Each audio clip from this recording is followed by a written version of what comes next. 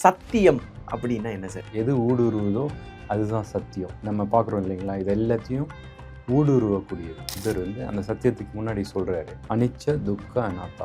அனிச்சை அப்படிங்கும்போது பார்த்தீங்கன்னா இச்சைகள் எல்லாம் பூர்த்தி அடையாது. ஏன் அப்படின்னு பார்த்தீங்கன்னா நம்ம மாறுதலின் அலையில் இருக்கோம். இன்னொன்று பார்த்தீங்கன்னா பொருட்கள், நபர்கள், அப்புறம் சில பேருக்கு ஐடியாஸ், மனது சந்தோஷமாக இருக்குது, திடீர்னு ஏதோ ஒரு செய்தி நமக்கு பிடிக்காது நடந்து போச்சு, இல்லை ஒரு சேட் இன்சிடென்ட் சொல்கிறாங்க, ரொம்ப துன்பப்படாது.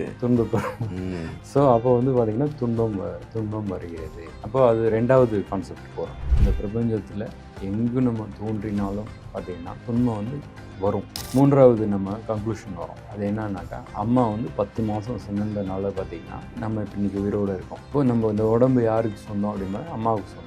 ஆனால் உண்மையிலே சொந்தமான இல்லை. நிறைய பேர் என்னென்னா தன்னுடைய மகளை அப்படின்ற மாதிரியே எடுத்துக்கிறாங்க. தான் நினச்சது தான் அவங்க பண்ணணுங்கிற மாதிரி. கரெக்ட். ஒரு ஸ்லேவ் சிஸ்டம் மாதிரி நான் சொல்றது செய்டா. ஸோ இது பார்த்தீங்கன்னா புத்த இதில் ஏற்றுக்கொள்ளப்படாது. அநாத்தா, அன்கூட்டல் ஆத்தா, உடமை ஏதும் இல்லை. ஆத்தா அப்படிங்கிறது சமஸ்கிருதத்தில் ஆத்மா அப்படிங்கிறது தான் சமஸ்கிருதத்தில் சொல்கிறாங்க. இப்போ எப்படின்னா என்னுடைய ஆத்மா உங்களுக்கு கொடுக்க முடியாது, உங்கள் ஆத்மா இன்னொரு டிரான்ஸ்ஃபரபிள் கிடையாது. ஒன்று பார்த்தீங்கன்னா துன்பம் இல்லாத நிலை, துக்க நிரோதா. அதுக்கப்புறம் அதுக்கான துக்கத்துக்கான காரணம், அப்புறம் அதுக்கான வழி எப்படி அப்படின்னா புத்தர் காட்டிய வழி.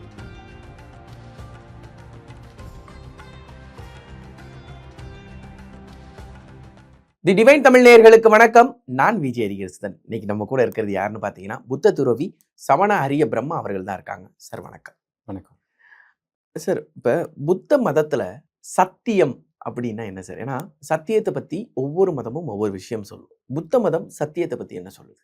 ஓகே, இப்போது சத்தியத்தை பற்றி நம்ம பார்க்குறதுக்கு முன்னாடி ஒரு பேசிக் இது புத்தர் சத்தியம்னு இருக்குது. அதாவது 4 சத்தியங்கள் அப்படின்னு சொல்லிட்டு 4 அரிய சத்தியம். அரியனா அதாவது அரியனா ஸ்பெஷல். தமிழில் கூட அதே வார்த்தை, பாலி மொழியில் அந்த வார்த்தை அரிய சத்தியங்கள் 4 இருக்குது. அதை பார்ப்பதற்கு முன்பு பார்த்திங்கன்னா நம்ம இப்போ சத்தியம்னா என்ன, முக்கியமாக என்னன்னு பார்த்தீங்கன்னா அது இந்த ரியாலிட்டி, இந்த நம்ம பார்க்குறோம் இல்லைங்களா, இது எல்லாத்தையும் ஊடுருவக்கூடியது. ஊடுருவியது எது ஊடுருவுதோ அதுதான் சத்தியம் இல்லைங்களா. நம்ம மனது ஊடுருவிச்சுன்னா அந்த சத்தியத்தை காணணும் இல்லையா. ஸோ அப்போ நம்ம அந்த சத்தியம் 4 வகை சத்தியத்துக்கு போகிறதுக்கு முன்னாடி ஒரு முக்கியமான இது புத்தர் அந்த சத்தியத்துக்கு முன்னாடி சொல்கிறாரு. அது என்னன்னு பார்க்கலாம். அது என்னன்னாக்கா 3 லட்சணங்கள் அப்படின்றது சொல்கிறார்.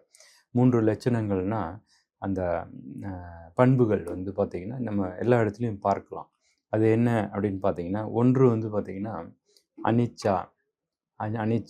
அனிச்சா அப்படின்னா என்னென்னா 3 என்னன்னு ஃபஸ்ட்டு 3 என்னன்னு பார்த்தீங்கன்னா அனிச்ச துக்க அநாத்தா. அனிச்சா அப்படின்போது பார்த்திங்கன்னா அந்த வார்த்தை இச்சையிலேருந்து வருது. அன்கூட்டல் இச்சை. ஸோ அந்த இச்சைகள் எல்லாம் பூர்த்தி பண்ண முடியாது. ஸோ அப்போது நம்ம ஒரு செல்ஃபோன் வச்சுருக்கோம், இல்லை ஏதோ வேணாலும் இப்போ பார்த்திங்கன்னா நம்ம இருக்கோம், உடம்பு இருக்குது. ஸோ நமக்கு இப்போ ஒரு குழந்தை பார்த்திங்கன்னா பிறந்த உடனே பார்த்திங்கன்னா அதுக்கு என்ன ஆசை அப்படின்னு பார்த்தீங்கன்னா, இச்சை என்ன அப்படின்னா பால் குடிக்கிறது, பால், தண்ணி. ஸோ இந்த மாதிரி. ஸோ அது சேஃப்டியாக இருக்கும். ஸோ அப்புறம் பார்த்திங்கன்னா அது கொஞ்சம் வளர்ந்த உடனே அதோட ஆசை என்னன்னு பார்த்தீங்கன்னா அதுக்கு அந்த என்ன சொல்ற ஒரு பலூன் வாங்குறது, இல்லை ஒரு லாலிபாப்பு, சாக்லேட் வாங்குறது. ஸோ அது மாதிரி அப்புறம் கொஞ்சம் பெருசான உடனே அந்த குழந்தைக்கு பார்த்திங்கன்னா ஸ்கூலுக்கு போகணும், பால்வாடிக்கு போகணும், பென்சில் வாங்கணும். So pencil, rubber, notebook இந்த மாதிரி. அப்புறமா பார்த்திங்கன்னா அந்த குழந்தை சைக்கிள் வாங்கணும் இல்லையா. ஸோ அதுக்கப்புறம் பார்த்திங்கன்னா அந்த குழந்தை அதான் நல்லா படிக்கணும், அப்புறம் ஒரு ப்ரொஃபஷன், ஒரு இதுக்கு போகணும், கல்யாணம் பண்ணணும், இது என்ன சொல்கிறது, பைக் வாங்கணும், இல்லை கார் வாங்கணும், அப்புறம் வீடு கட்டணும். ஸோ இந்த மாதிரி கல்யாணம். ஸோ இந்த மாதிரி பார்த்திங்கன்னா அந்த பொருட்கள் தான் மாறிக்கிட்டே இருக்குது தவிர்த்து அந்த இச்சை பார்த்திங்கன்னா அப்படியே தான் இருக்குது. அந்த பொருள் மேலே அந்த ஆசை. ஸோ அன்கூட்டல் இச்சை. அனிச்சை அப்படிங்கும்போது பார்த்திங்கன்னா அந்த இச்சைகள் எல்லாம் பூர்த்தி அடையாது. ஏன் அப்படின்னு பார்த்தீங்கன்னா நம்ம மாறுதலின் அலையில் இருக்கிறோம். ஒரு 10 வருடத்துக்கு முன்பு ஒரு நகரம் எடுத்தோம்னா, இப்போ சென்னை எடுத்தோம்னா, ஒரு 10 வருடத்துக்கு முன்பு இருக்கிற ஃபோட்டோக்கும் இப்போக்கும் வந்து வித்தியாசம் இருக்கும். நிறைய இருக்கும். நிறைய இருக்கும். நம்ம உடம்பும் பார்த்தீங்கன்னா, நம்ம ஃபேஸும் பார்த்தீங்கன்னா 10 வருடத்துக்கு முன்பு இருக்கிறதும் இப்போ வித்தியாசம் இருக்கும். ஸோ அதே மாதிரி பார்த்தீங்கன்னா, ஸோ இந்த வித்தியாசம் ஏன் வருது அப்படின்னா, மாறுதலின் அலையில் வந்து நம்ம வந்து பார்த்தீங்கன்னா, நம்மளால் வந்து அந்த இச்சைகள் எல்லாம் பூர்த்தி அடையாது. ஸோ இச்சைகள் வந்து பார்த்தீங்கன்னா, ஜஸ்ட் வந்து இச்சைகள் வந்து வந்துக்கிட்டே தான் இருக்கும் இல்லைங்களா? ஓகே. ஸோ இன்னொன்று வந்து பார்த்தீங்கன்னா, இச்சைகள் வந்து இந்த பொருட்கள், நபர் மேலே இருக்குது நமக்கு. பொருட்கள், நபர்கள், அப்புறம் வந்து சில பேருக்கு வந்து ஐடியாஸ், இந்த கோட்பாடுகள் வந்து அது பிடிக்கும். கோட்பாடுனா மனப்பொருட்கள் அது. இங்கே வெளியே காண்கின்ற பொருட்கள் கிடையாது, மனப்பொருட்கள். ஸோ இந்த மாதிரி இருக்குது. ஆனால் வந்து பார்த்திங்கன்னா, இதுலேருந்து இப்போ பார்த்திங்கன்னா, ஒருத்தவங்க வந்து ஒரு பைக் ஒன்று வாங்கிட்டாங்க. பார்க்கும்போது ஃபஸ்ட்டு வந்து பார்த்திங்கன்னா, அந்த அட்வர்டைஸ்மெண்ட்டில் பார்க்குறாங்க. அழகாக இருக்குது, கலர்லாம் அழகாக இருக்குது, இதுவாக இருக்குது. அப்போ அது வேணும்னு சொல்லி வாங்கிட்டாங்க. வாங்கினதுக்கப்புறம் ஒரு 6 மாதம் கழித்து பார்த்திங்கன்னா, அப்படியே துடைக்கும்போது துரு பிடிச்சிருக்கும். அதுக்கப்புறம் வந்து பார்த்திங்கன்னா, அந்த பைக்கில் வந்து ஸ்டார்டிங் ட்ரபிள் வரும், அது மெயின்டைன். ஸோ இந்த மாதிரி வந்து ப்ராப்ளம் கடைசியாக வந்து ஒரு 5-6 வருடம் அப்புறம் வந்து அந்த பைக்கை தூக்கி போட்டுடலாம், வேறு வாங்கிடலாம் அப்படின்னு சொல்லிட்டு. ஸோ அப்போது ஒரு ஸ்டார்டிங் ட்ரபிள் வருதுன்னு வச்சுக்கோங்க. வரும்பொழுது நமக்கு என்ன தோணுது அப்படிங்கும்போது பார்த்திங்கன்னா, ஹைவேல போயிட்டே இருக்காங்க, நடுவில் நின்றுச்சு, ஆள் யாருமே இல்லை. அப்போ அங்கே என்ன வருது, அந்த பைக்லேருந்து என்ன வருது, நமக்கு துன்பம் வருது இல்லையா? இப்போ நம்ம உடம்பு இருக்குது, நல்லா ஓடிட்டுருக்கோம், இது பண்ணிகிட்ருக்கோம். திடீர்னு வந்து ஏதோ நோய் வந்துச்சு. என்ன வருது, நம்ம உடம்புல இருந்து துன்பம் வருகிறது இல்லைங்களா? ஸோ மனது வந்து சந்தோஷமாக இருக்குது. திடீர்னு ஏதோ ஒரு செய்தி நமக்கு பிடிக்காது நடந்து போச்சு, இல்லை ஒரு சேட் இன்சிடென்ட் சொல்கிறாங்க, ரொம்ப துன்பப்படாது. ஸோ அப்போ வந்து பார்த்திங்கன்னா துன்பம் வருகிறது. அப்போது அது 2வது கான்செப்ட் போகிறோம் நம்ம. அப்போது ஃபஸ்ட்டு வந்து இச்சைகள் வந்து நிரந்தரம் கிடையாது. அதுலேருந்து என்ன வருது அப்படின்னு பார்த்தீங்கன்னா, துன்பம். அதை வந்து வார்த்தை வந்து பார்த்திங்கன்னா துக்கம் அப்படின்னு சொல்கிறாரு. அந்த துன்பத்தை வந்து பார்த்திங்கன்னா, நம்ம படிகளில் போகும்போது கீழே விழுந்துடும். ஃபார் எக்ஸாம்பிள், யாரோ கீழே தவறி விழுந்துட்டாங்கன்னா என்ன ஆகுது, வலி வருது. அந்த வலியை வந்து நம்ம மனதுக்கு எடுத்துக்கிட்டோம், வலிக்குதே அப்படின்னு ரொம்ப மனதில் எடுத்துக்கிட்டோம்னா, அந்த வலியை பெரிதாக துக்கமாயிடும் இல்லைங்களா? யாரை பார்த்தாலும் நான் விழுந்துட்டேங்க, எனக்கு இதாக. ஆனால் அதை கேர் பண்ணலை அப்படிங்கும்போது பார்த்திங்கன்னா அந்த வலி. ஸோ அப்போது உடம்போடு நிற்கும் அந்த வலி. ஸோ துன்பம் வருகிறது. 3வது வந்து பார்த்திங்கன்னா, எல்லா இதுலேருந்தும் இப்போ ஒரு நபரை வந்து நம்புகிறேன்னு வச்சுக்கோங்க. இப்போ ஒருத்தவங்க நம்பி வந்து ஒரு கேர்ள் ஃப்ரெண்ட், பாய் ஃப்ரெண்ட் எடுத்துப்போம், ஒரு கிளாசிக் எக்ஸாம்பிள். ஒரு பாய் ஃப்ரெண்ட் வந்து என்ன பண்ணுறோம், அந்த பொண்ணை ரொம்ப நம்புறாப்புல. அந்த பெண் வந்து ஏன் அப்படின்னு பார்த்தீங்கன்னா, அந்த பெண் வந்து இவர் என்ன இந்த பாய் ஃப்ரெண்ட் என்னென்ன எப்படி நடந்துக்கணும்னு நினைக்கிறாப்புல அதே மாதிரி அவங்க நடந்துக்கிறாங்க. அப்போது அந்த அந்த அந்த நபர் வந்து இவங்களுக்கு உயிராக ஆயிடுறாங்க இல்லையா? அதே நபர், அதே பெண், இவங்க வந்து பார்த்திங்கன்னா, அவங்களுக்கு பிடிக்காத மாதிரி நடந்துக்கிட்டாங்கன்னா, உடனே அவங்க போக அவங்க எதிரியாக கூட ஆகிடுவாங்க இல்லைங்களா? ஸோ அப்போ வந்து பார்த்திங்கன்னா, அந்த நபர்லேருந்து என்ன கிடைக்குது, நம்ம எக்ஸ்பெக்ட் பண்ண மாதிரி நடந்துக்கிட்டே இருக்கும்போது நமக்கு சந்தோஷமாக இருக்குது. அது மாதிரி நடக்கலை அப்படிங்கும்போது துன்பம் வருகிறது இல்லைங்களா? ஸோ அந்த துன்பம் வந்து நபர்லேருந்தும் வருது, பொருட்கள்லேருந்தும் வருது. நம்மளும் பொருள் தான், உடம்புலேருந்து வருது, மனதுலேருந்து வருது. இந்த காணக்கூடிய இப்போ ஒருத்தவங்க வீடு கட்டியிருக்காங்க, அவங்க நினைக்கிறாங்க இது வந்து பெர்மனன்ட் 100 வருஷம் இருக்கும் அப்படின்னு நினைக்கிறாங்க. எங்கேயோ ஒரு இடத்துல கிராக் விடும்போது அவங்க மனசு கஷ்டம், என்ன இப்படி ஆகுது அப்படின்னு சொல்லிட்டு, இல்லை லீக் ஆகுது. அப்போது துன்பப்படுறாங்க. இந்த இதை அடைக்கணும், இல்லை சம்டைம்ஸ் வீடு வந்து ஏதோ ப்ராப்ளம் விழுந்துருச்சு, இது மாதிரிலாம் இருக்குது. ஸோ அப்போ வந்து நமக்கு துன்பம் வருது. அப்போ அந்த வீட்லேருந்தும் சரி, இப்போ சூரியன் வெளிச்சம் இருக்குன்னு சூரியனில் நின்றுட்டுருக்கோம், நம்ம அதுலேருந்து என்ன வருது, ஸ்டார்டிங்கில் நல்லா இதமாக இருக்கும், அப்புறம் வந்து துன்பம் வரும், வலி வரும் இல்லையா? ஸோ அப்போ எதுவாக இருந்தாலும் இந்த பிரபஞ்சத்தில் எங்கு நம்ம தோன்றினாலும் பார்த்திங்கன்னா, அங்கே இருக்கிற இதிலேருந்து இப்போ நமக்கு வந்து இதமான நம்ம நினச்சதெல்லாம் நடக்குதுன்னு வச்சுக்கோங்களேன்.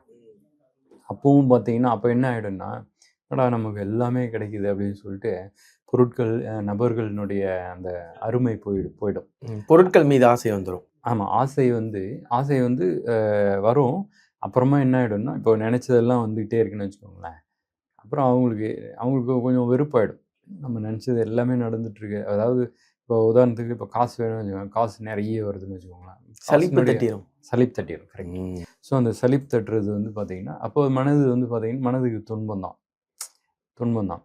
இப்போது அதான் அதே மாதிரி ஃபுட்டு மாதிரி. இப்போ ஃபுட்டு வந்து அவங்களுக்கு பிடித்தமான உணவு வந்துக்கிட்டே கிடைச்சிக்கிட்டே இருக்குன்னு வச்சுக்கோங்களேன், சலிச்சு போயிடும். சலிச்சு போயிடும். ஒரு அந்த ஃபுட்டே டெய்லி கிடைக்கும். அப்போ கொஞ்ச நாள் கழிச்சு அதுக்கு பிடிக்காம போயிடும். ஸோ அந்த மாதிரி வந்து அப்போ எல்லா இதுலேருந்தும் துன்பம் வந்து வரும். அப்போது ஃபஸ்ட்டு வந்து இச்சைகள் பூர்த்தி அடையாது அப்படிங்கும்போது இச்சை என்னது? நம்ம பைக் வாங்கும்போது பைக் வாங்கும்போது என்ன இச்சை? அது வந்து நம்ம கூட பெர்மனெண்ட்டாக இருக்கும். நம்ம ஸ்டார்ட் பண்ணால் சல்லுன்னு போகும் அப்படின்னு. ஆனால் அது நடக்காது. அங்கேருந்து துன்பம் வருது. 3வதுக்கு நம்ம போகிறோம். இது 2ம் நம்ம பார்க்கும் பொழுது பார்த்திங்கன்னா, இச்சைகள் பூர்த்தி அடையாது, அப்புறம் துன்பம் வருகிறது அப்படிங்கிறத பார்த்தோம் என்றால், இந்த பிரபஞ்சத்திலிருந்து 3வது நம்ம கன்க்ளூஷன் வரும். அது என்னன்னாக்கா அனாத்தா. ஆத்தா என்றால் அம்மா. ஆத்தா என்றால் அம்மா. அம்மானா புத்த இதில் ஆத்தான்ற வார்த்தைக்கு வந்து பாலி மொழியில் வந்து உடைமை என்ற பொருள். உடைமைன்னா சென்ஸ் ஆஃப் பிலாங்கிங். இது என்னுடையது, இது உங்களுடையது, உடைய அப்படின்றது. ஸோ அந்த உடைய அப்படின்னு பார்த்தீங்கன்னா, புத்தர் என்ன சொல்ல, அன்கூட்டல் ஆத்தா, உடைமை ஏதும் இல்லை. உடைமை ஏதும் இல்லைன்னா இது நம்மளது கிடையாது. இப்போ நம்ம ஜெனரலாக சொல்கிறது தான், இறக்கும்போது என்னப்பா எடுத்துகிட்டு போக போகிறான் அப்படின்னு சொல்லுவோம். அது வந்து அது உண்மை தான். அதாவது பார்த்திங்கன்னா, அதாவது நம்ம உடம்பு இப்போ இந்த உடம்பு இருக்குது, இந்த உடம்பு வந்து என்னோடது. அப்போ அம்மா கிட்ட ஃபஸ்ட்டு வந்து அம்மா வந்து 10 மாதம் சுமந்தனால பார்த்திங்கன்னா, நம்ம இப்போ இன்றைக்கி உயிரோடு இருக்கோம். அப்போது நம்ம இந்த உடம்பு யாருக்கு சொந்தம் அப்படின்னா அம்மாவுக்கு சொந்தம். ஆனால் உண்மையிலே சொந்தமானா இல்லை, அது நம்ம தனியாக வந்துட்டோம் இல்லைங்களா? அப்போது இப்போ நம்ம சொல்கிறோம் இந்த உடம்பு என்னுடையது அப்படின்னு சொல்கிறோம். இப்போ நம்ம புத்த இதுபடி உங்களுடையது அப்படின்னு சொன்னீங்கன்னா, நீங்கள் சொல்கிறதெல்லாம் கேட்கணும் அந்த உடம்பு. இப்போ உதாரணத்துக்கு ஒரு 1000 வருஷம் அப்படின்னு சொன்னோம்னா வாழணும். ஏன்னா உங்களுக்கு ஃபுல் கண்ட்ரோல் இருக்குது. ரிமோட் கண்ட்ரோல் மாதிரி 10வது சேனல்னால் 10வது சேனல் வரும். ஸோ அந்த மாதிரி கண்ட்ரோல் எல்லாம் வந்து டேட் குறித்து சொல்கிறீங்க, இந்த டேட்டில் வந்து இறந்து போ அப்படின்னா அந்த டேட்டில் இறக்கும். ஏன்னா நீங்கள் சொல்கிறத கேட்கும். நீங்கள் சொல்கிறத கேட்காதது உங்கள் இது கிடையாது, நம்ம இது கிடையாது. நம்ம சொல்கிறத கேட்குமா இந்த உடம்பு? இப்போ உடம்பு இந்த என் உடம்புக்கிட்ட சொல்கிறேன், ஆகாத எனக்கு எங்கேயும் வலி வரக்கூடாது அப்படின்னா முடியுமா? முடியாது. எல்லாம் வந்து நான் என்ன சொல்கிறேன், இந்த வாழ்க்கையில் நான் நினைத்தது தான் நடக்காது. ஸோ ஏன் அப்படின்னா நம்ம கண்ட்ரோல்ஸ். உடைமை என்றால் என்னென்னா கண்ட்ரோல். அந்த பிடிமானம் இல்லை, கண்ட்ரோல் நம்ம கிடையாது. இந்த ஜீவன் வந்து இந்த உடம்பு வந்திருக்கு, இந்த ஜீவன் வந்திருக்கு, அது போயிடும். இந்த ஜீவன் வந்திருக்கு. இப்போ வந்து நிறைய பேர் என்னென்னா தன்னுடைய மகளை வந்து அவங்க வந்து தான் மாதிரியே தான் அப்படின்ற மாதிரியே எடுத்துக்கிறாங்க. தான் நினச்சது தான் அவங்க பண்ணணுங்கிற மாதிரி. கரெக்ட். ஒரு ஸ்லேவ் சிஸ்டம் மாதிரி. நான் சொல்கிறது செய்டா, நான் சொல்கிறது தான் படிக்கணும், நான் சொல்கிற பையனை தான் கல்யாணம் பண்ணிக்கணும், நான் சொல்கிற பொண்ணை தான் கல்யாணம் பண்ணிக்கணுங்கிற ஒரு மனப்பான்மை. கரெக்டு. ஸோ இது வந்து பார்த்திங்கன்னா புத்த இதில் வந்து ஏற்றுக்கொள்ளப்படாது. ஏன் அப்படின்னாக்கா, அவங்க ஒரு ஜீவன் வந்து தனி ஜீவன் வந்திருக்காங்க. அப்பா அம்மா இணைந்தனால வந்திருக்கலாம். ஆனால் வந்து அவங்க தனி ஜீவன். அவங்களுக்கு தனியான ஆசை பாசம் விருப்பம் எல்லாமே தனியாக இருக்கும். அப்படிங்கிறத வந்து அப்பா அம்மா வந்து அதை வந்து ஏற்றுக்கொள்ள வேண்டும். ஏற்றுக்கிட்டு அதை மதிக்கணும். உங்களால் வந்தாங்களே தவிர உங்களுக்காக வரல. ஆமாம். ஸோ உங்களால் காரணமாக இருந்திருக்கலாம். அதாவது அப்பா மாதிரியே அம்மா மாதிரியே இருப்பாங்க. ஆனால் வந்து அவங்க கிடையாது. இவங்க தனி ஜீவன். ஸோ அதை வந்து அதை வந்து நம்ம மதிக்கணும். ஏனால் வந்து உடைமை எதுவும் இல்லை, இது என்னுடையது அப்படின்னு வந்து ஒரு லிமிட் தான். அதாவது பட்டும் படாமலும் அவங்கள வந்து பார்த்திங்கன்னா ஒரு ஷேப் பண்ணலாம், நல்ல வழிக்கு ஷேப் பண்ணலாமே தவிர்த்து அவங்கள போட்டு அடிமை இது பண்ண முடியாது. ஸோ அதனால் வந்து 3வது வந்து பார்த்திங்கன்னா அனாத்தா, அன்கூட்டல் ஆத்தா, உடைமை ஏதும் இல்லை. இப்போது அந்த காலத்தில் ராஜா வந்து பார்த்திங்கன்னா சொல்லியிருப்பாங்க, நான் தான் எல்லாம், இந்த இதெல்லாம் கட்டினது நான் தான். இப்போ இந்த ராஜாவும் இல்லை, அவங்க கட்டின பில்டிங்கும் இன்றைக்கி இல்லை. அப்போ வந்து ஈவன் வந்து பார்த்திங்கன்னா அது என்ன சொல்கிறது, அந்த தாய்லாண்டில் சுனாமி வந்த காலகட்டத்தில் பார்த்திங்கன்னா போலீஸ்காரங்க வந்து அந்த பேரை வந்து வாசிக்கிறாங்க. அந்த கோஸ்டல் ரீஜனில் பார்த்திங்கன்னா இருந்த குடும்பம், இருந்த பில்டிங்கே இல்லை, குடும்பம் இந்தந்த பேர் இவங்க இருக்காங்களா, அவங்க இருக்காங்களான்னு அவங்க யாருமே இல்லை. அப்படியே அடிச்சுட்டு போயிடுச்சு. அவங்க எல்லாமே இறந்துட்டாங்க போல இருக்குது. அதாவது கடல் அலை வந்து அவ்வளோ ஃபோர்ஸாக வந்து எல்லாத்தையும் அடிச்சுட்டு போயிடுச்சு. ரொம்ப ரம்மியமான அழகான அந்த கோஸ்ட்டு இதை பூராமே எல்லாமே போயிடுச்சு. ஸோ அப்போ வந்து பார்த்திங்கன்னா, அப்போது இதுலேருந்து என்ன தெரியுது அப்படின்னு பார்த்தீங்கன்னா, அவங்க வாங்கின லேண்டும் இல்லை, அவங்களும் இல்லை. அப்போது இதுலேருந்து என்ன தெரியுதுன்னா, நம்ம வந்து இன்னொன்று பாருங்கள், இப்போது நம்ம உடம்பு இந்த பொருட்களை பற்றி பேசினோம், மனதுக்கு வந்துடும். இப்போ மனது நம்ம கண்ட்ரோலில் இருக்கா அப்படின்னு பார்த்தோம்னா, இல்லை நம்பது தானா? இப்போ நான் சொல்லுவேன், என் மனது தாங்க, நான் என்னோட மனது. ஆனால் நான் நினைக்கிறது இப்போ பார்த்தீங்கன்னா, நான் நினைக்கிறதெல்லாம் அது கேட்குமா? இப்போ நான் சொல்கிறது கேட்குமா? இப்போ உதாரணத்துக்கு, என்றும் சந்தோஷமாக இரு, மனதுக்கிட்ட சொல்கிறேன், கேட்குமா அப்படின்னா கேட்காது. இப்போ திடீர்னு ஏதோ ஒரு நம்ம பிடிக்காத நிகழ்வு நடக்கும், உடனே நம்ம வந்து இதுவாகிடும், டென்ஷன் ஆகிடும், இதுவாகிடும். ஸோ அந்த மாதிரி வந்து அப்போ வந்து பார்த்திங்கன்னா, நம்ம சொல்கிறது அந்த மனது அதை கேட்க முடியாது. இல்லை வந்து மனதுக்கிட்ட சொல்கிறோம், என்ன சொல்கிறது, போர் அடிக்காமல் அப்படியே ஃப்ரெஷ்ஷாக இரு அப்படின்னு. ஃப்ரெஷ்ஷாகவே இருக்க முடியாது இல்லைங்க மனது வந்து. ஸோ அது மனதோட கண்ட்ரோல், மனது யாரோட கண்ட்ரோலில் இருக்குன்னா நம்ம கண்ட்ரோலில் கிடையாது. மனதும் இந்த உடம்பும் வந்திருக்குது. அப்போ மூன்றாவது வந்து பார்த்திங்கன்னா, அப்போது அனாத்தா, உடைமை ஏதும் இல்லை. இன்னொன்று பார்த்திங்கன்னா, நம்ம அது ஆத்தா அப்படிங்கிறது வந்து சமஸ்கிருதத்தில் வந்து பாலி மொழியில் ஆத்தா உடைமை, ஆத்மா அப்படிங்கிறது தான் வந்து சமஸ்கிருதத்தில் சொல்கிறாங்க. இப்போ எப்படின்னா, என்னுடைய ஆத்மா உங்களுக்கு கொடுக்க முடியாது, உங்கள் ஆத்மா இன்னொருத்தர் டிரான்ஸ்ஃபரபிள் கிடையாது இல்லையா? உடம்பு பரிமாற்றம் கிடையாது, கூடு விட்டு கூடி போக முடியாது. அதாவது ஆத்மாவை வந்து யாருக்கும் ட்ரான்ஸ்ஃபர், உடம்பு வேணால் கொடுக்கலாம் இல்லைங்களா? அப்போது அதை மாதிரி வந்து அப்போது ஆத்மா, புத்த இதில் பற்றி பார்த்தீங்கன்னா, ஆத்மானா என்ன, உடைமை என்னுடையது அப்படின்ற எதுவுமே கிடையாது அப்படிங்கிறது வந்து. இப்போ இந்த மூன்றும் தான் பார்த்தீங்கன்னா, இந்த மூன்றையும் நம்ம வந்து மனது ஊடுருவும் போது பார்த்திங்கன்னா, நமக்கு ஒரு புரிதல் வரும், நம்ம லைஃப்பை ஒரு ரிலாக்ஸாக எடுத்துகிட்டு போகலாம். ஸோ இது வந்து பேசிக்கு. இப்போது இன்னொன்று நீங்கள் கேட்ட கேள்வி சத்தியம். இப்போது இது வந்து 3 லட்சணங்கள், திலக்கணா அப்படின்னு சொல்லுவாங்க, த்ரிலக்ஷணா அப்படின்னு லட்சணம் அப்படின்னு சொல்லலாம். இதில் வந்து என்னது, அனிச்சா, துக்க, அனாத்தா. ஸோ இது பேசிக். இப்போது இந்த இதை கேட்குறோம் இல்லையா, புத்த இதுபடி இந்த இதை யார் கேட்குறாங்களோ, இதை கேட்கும்போது தான் ஃபஸ்ட்டு வந்து அந்த ஸ்பிரிச்சுவாலிட்டி, ஆன்மீகம் வந்து இங்கே தான் ஸ்டார்ட் ஆகுது. ஒரு முதல் படிநிலை மாதிரி. ஸ்டார்டிங் பாயிண்ட்டே வந்து பார்த்திங்கன்னா, ஆன்மீகத்தின் புத்த இதுபடி ஆன்மீகத்தின் ஸ்டார்டிங் பாயிண்ட் எது அப்படின்னா, இந்த த்ரிலக்ஷணா, அனிச்சா, துக்கானா. ஏன்னா இந்த உலகத்தை வந்து மனது வந்து ஊடுருகிறோம். இதை மூணையும் நம்ம வந்து கேட்கல, செவியால் கேட்டு உள்ளே வாங்கலை அப்படிங்கும்போது பார்த்திங்கன்னா, அவங்க ஆன்மீகம் வழியில் இல்லை. ஸோ இப்போ உண்மைக்கு வந்துடும்.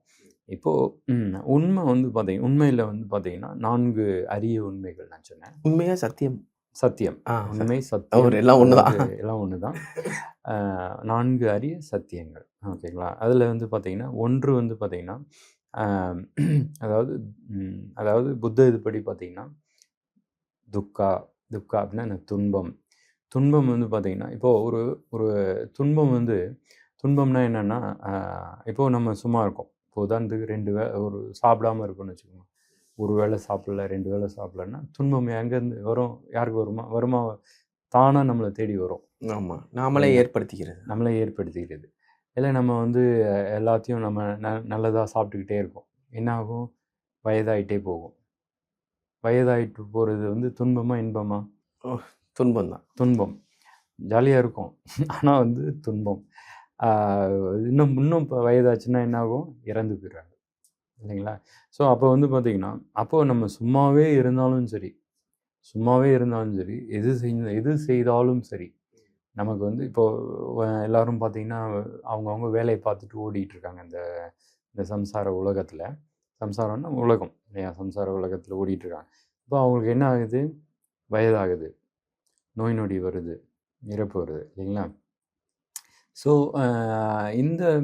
அப்போது இது வந்து இந்த துன்பம் இல்லையா? இப்போ நம்ம துன்பம் ஃபஸ்ட்டு முதல் அரிய உண்மை வந்து துன்பம். அது வந்து 8 வகைப்படும். அது என்னென்னு ஷார்ட்டாக சொல்லிடுவோம். ஒன்று வந்து பார்த்திங்கன்னா, புத்த இதுபடி பிறப்பே ஒரு துன்பம் தான். பிறந்த உடனே குழந்தை அழுகுது பாருங்க, அதுக்கு அந்த காற்று பட்ட உடனே, காற்று பட்ட உடனே அழுக ஆரம்பிச்சிடும். ஸோ அப்போ அதுவே துன்பம். அதுக்கு தேவையான அந்த பால், தண்ணி எல்லாமே கொடுக்கணும். ஸோ அது துன்பம். இரண்டாவது பார்த்திங்கன்னா, வயதாகுவது துன்பம். பிணி, மூப்பு, சாக்காடு. பிணினா என்ன? நோய், வலி. வலி, இது எது வந்தாலும் நமக்கு துன்பம். துன்பம் அது துக்கம். அதுக்கப்புறம் வந்து பார்த்திங்கன்னா மூப்பு, வயதாகுவது வந்து பார்த்திங்கன்னா டுவர்ட்ஸ் டுவர்ட்ஸ் டெத்து, போயிட்டே இருக்கோம், நம்ம பயணம் ஓடிட்டுருக்கு. ஆமாம். ஸோ அதுவும் துன்பம். இறப்பு, கடைசியாக வந்து பிணிமூப்பு, சாக்காடு இறப்பும் ஒரு துன்பம். அப்போது 4 வகை, இன்னொரு 4 வகை இருக்குது. அது வந்து என்ன அப்படின்னு பார்த்தீங்கன்னா, தான் நினைத்தது நடக்காது, தான் ஆசைப்பட்டது நடக்குமா? நடக்காது இல்லையா? தான் ஆசைப்படாதது நடக்குது. இப்போ தான் ஆசைப்பட்டது இது இப்படி நடக்கணும் என் வாழ்க்கையில் அப்படின்னு நினச்சா அது நடக்கலைன்னா என்ன வரும்? துன்பம் வரும். நம்ம ஆசைப்படாதது வேறு மாதிரி நடக்குதுன்னு வச்சுக்கோங்க, அதுவுமே துன்பம். இன்னும் 2 பார்த்தீங்கன்னா, நமக்கு பிடித்தவங்க வந்து தூரமாக போயிடுவாங்க. அப்போது அதுவும் வந்து பார்த்திங்கன்னா நிறைய பேர் வந்து பார்த்திங்கன்னா பையன் பொண்ணு அமெரிக்காவில் இருக்கிறாங்கன்னு வச்சுக்கோங்க. இவங்க காத்துக்கிட்டே இருப்பாங்க வயதான காலத்தில். அவங்க ஒரு ஃபோன் பண்ணுவாங்கன்னு காத்துக்கிட்டே இருப்பாங்க. ஃபோன் வந்து எப்போவா தான் பண்ணுறாங்க இல்லைங்களா? ஸோ அப்போ வந்து நமக்கு பிடித்தவங்க தூரமாக போயிடுறாங்க. அப்புறம் இன்னொன்று வந்து பார்த்திங்கன்னா, நமக்கு பிடிக்காதவங்க கூட இருந்துக்கிட்டே ட்ரபிள்ஸ் கொடுத்துட்டே இருப்பாங்க. இப்போ வேலை செய்கிற இடத்துல இப்போ ஒரு கான்செப்ட் வந்து இந்தியாவில் கொண்டு வந்திருக்காங்க. அது என்னன்னா, என்ன சொல்கிறது, எப்படி வந்து கொலீக்ஸை கண்ட்ரோல் பண்ணுறது, உங்களுடைய சைக்காலஜி நான் மாற்றுறேன் அப்படின்னு சொல்லி சில பேர் ட்ரெயினர்ஸ்லாம் இருக்காங்க. அவங்க சைக்காலஜியை மாற்றி அவங்க ஒரு சூட்டபுளாக பண்ணுற மாதிரி. ஆக்சுவலாக வந்து இது பண்ணாலுமே முடியாது. ஏன்னா இந்த இந்த லாஸ்ட்டு துக்கம் வந்து பார்த்திங்கன்னா, நமக்கு பிடிக்காதவங்க நம்ம கூட இருப்பாங்க. கூட இருக்கிறது வந்து அவங்க ட்ரபிள்ஸ் கொடுத்துட்டே இருப்பாங்க. சில பேருக்கு பார்த்திங்கன்னா, ஈவன் ஹஸ்பண்ட் ஒய்ஃபே, சில பேர் ஹஸ்பண்ட் ஒய்ஃபே கேர்ள் ஃப்ரெண்ட் பாய் ஃப்ரெண்ட் கூட பார்த்திங்கன்னா அவங்களுக்கு பிடித்திருக்கும். ஆனால் அவங்கக்கிட்டேருந்து தான் அந்த துன்பம் ஹெவியாக வரும். பிடித்தவர்கள்ட்டேருந்து தான். ஆமாம். அவங்க கூடவே இருப்பாங்க, கூடவே ட்ரபிள்ஸ் கொடுத்துட்டே இருப்பாங்க. ஆனால் அவங்கள விடவே முடியாது.